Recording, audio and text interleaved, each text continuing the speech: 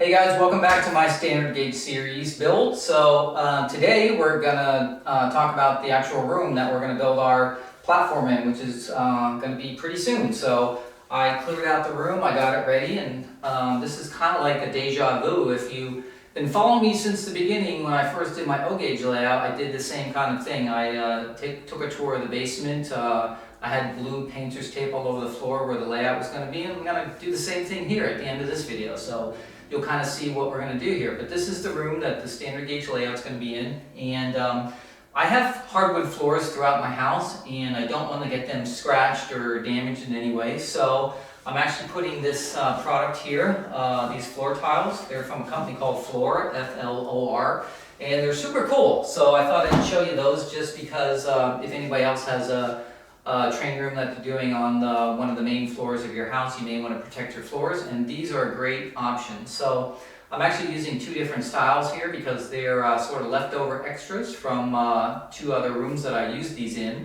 But basically they're these tiles that are, they sort of have like rubberized backing, although it's not rubber, it's some other material, but which prevents them from moving.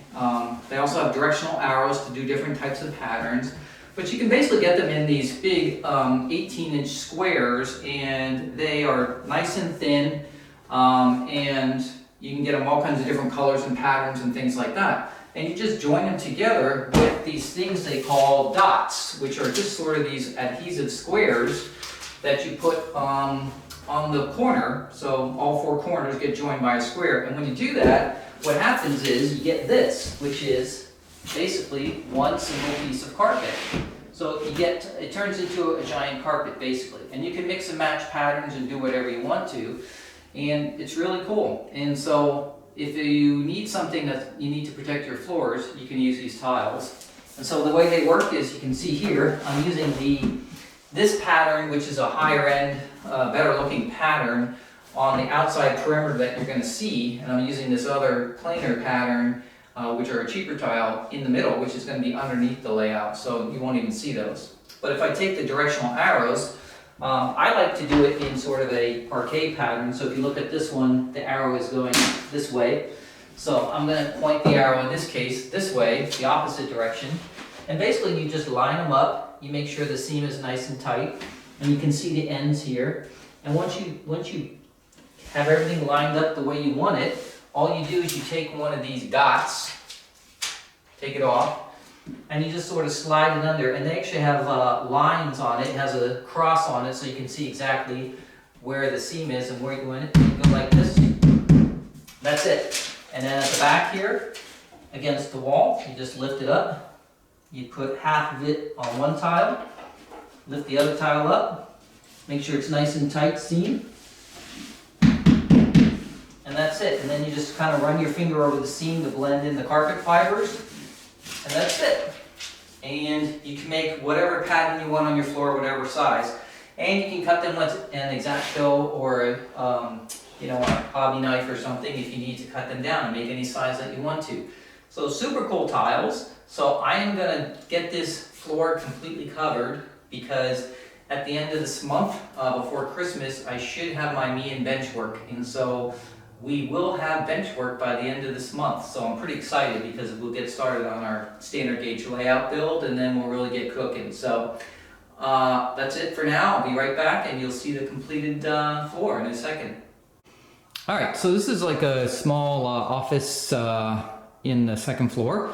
And you can see I got my carpet tiles down. So where you see the blue line will be the end of the bench work. So basically when you come into the room here, you're going to have this area in the front here where I can put a couple stools for people to sit. And right on that blue line there, vertically, there's going to be shelves for storage for trains on the front here. And then on this side over here, that sort of runs down the length of the room, I'm going to actually, the bench work will actually be inside here almost, and this will be sort of cantilevered out so that I can put a stool and you can have your knees underneath it. So when I ordered the me and bench work, I made it smaller than the full size of the actual tabletop. So And I'll just double it up with like double 3/4 ply on the top or something, whatever I do. So, but anyway, so that's what this aisle's for here. So you have basically two sides people can stand and look at the trains.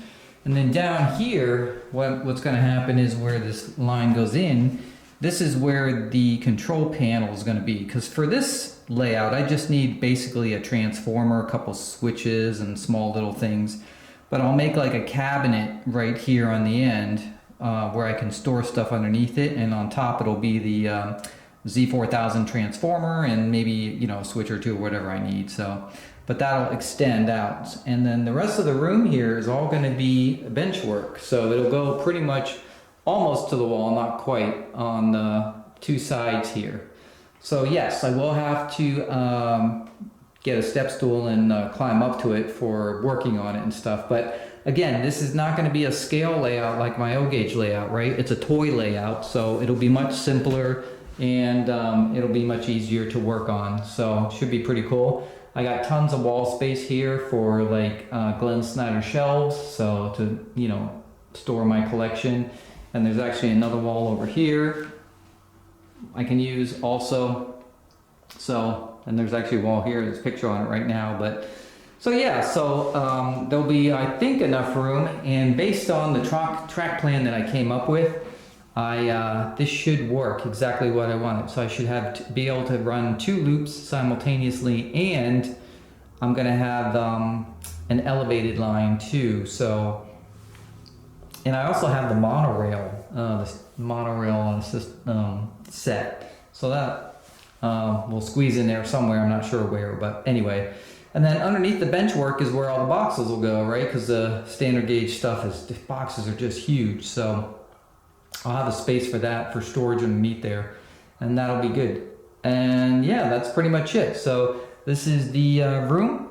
Okay guys, that's it for my room setup. I'm all ready to go. I just need some bench work and I can start laying tracks. So I hope you stick around for my standard gauge journey. It's kind of going to be like my original O-gauge journey way back when I first started putting videos on YouTube. So we're kind of in the same situation, and the room is ready, and all we just need is to get our me and bench work in, and then start assembling it, and we'll go through that process once we get it. So it should be another week or so, hopefully, and that's it.